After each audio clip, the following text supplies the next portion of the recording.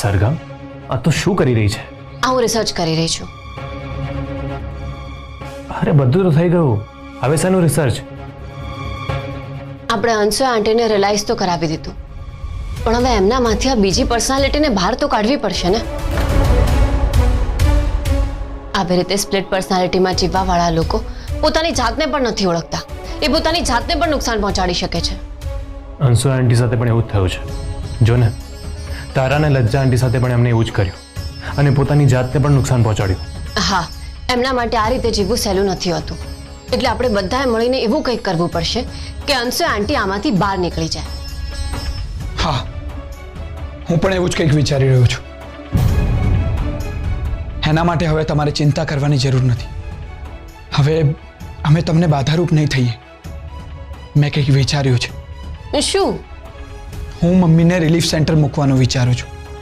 માત્ર ત્યાં લઈ જવાથી કંઈ નહીં થાય, એમની ટ્રીટમેન્ટ પણ કરાવવી પડશે. હા, અને અત્યાર સુધી મમ્મીએ તમારી સાથે જે કંઈ પણ વર્તન કર્યું છે એના માટે હું તમારી માફી માંગુ છું.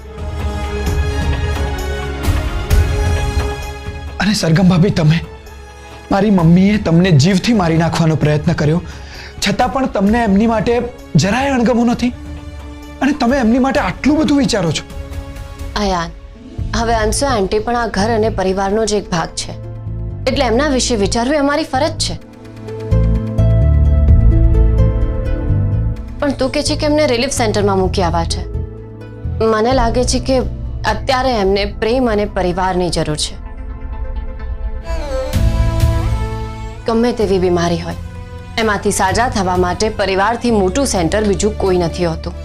તમને લાગે છે કે આ બધું થયા પછી પણ મમ્મીને આ ઘરમાં રાખવા જોઈએ? લજ્જા આંટી અને પરી એ માનશે? મોટી બા સમજાવશે ને, એ એમનું ધ્યાન રાખશે. અને રહી વાત અંશુ આંટીના વર્તનની, તો એ બદલાશે.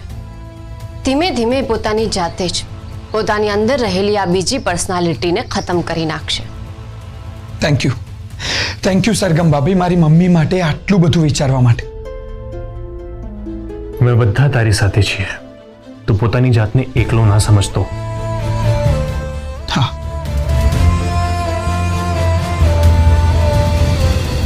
રૂપની કઈ ખબર પડી ધ્વનિત?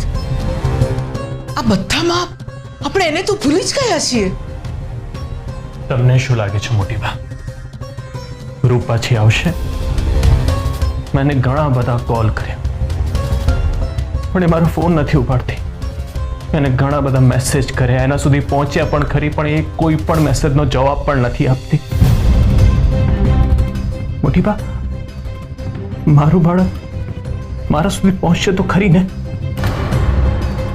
એને એ લેટરમાં લખ્યું તો છે, પણ એ પોતાના ઘરમાં અમારું બાળક મારી તો નહીં નાખે ને? ના ના ના ધ્વનિત, રૂપ એવી છોકરી નથી. એના મનમાં કંઈક તો છે, કંઈક તો ચોક્કસપણે છે.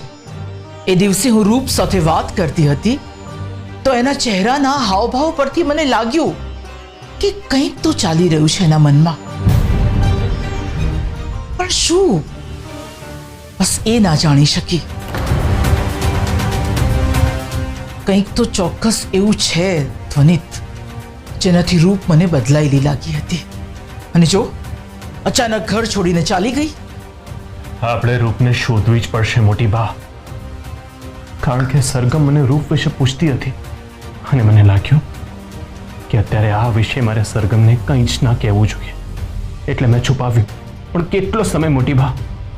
જ્યારે સરગમને ખબર પડશે કે રૂપ આ ઘર છોડીને ચાલી ગઈ છે તો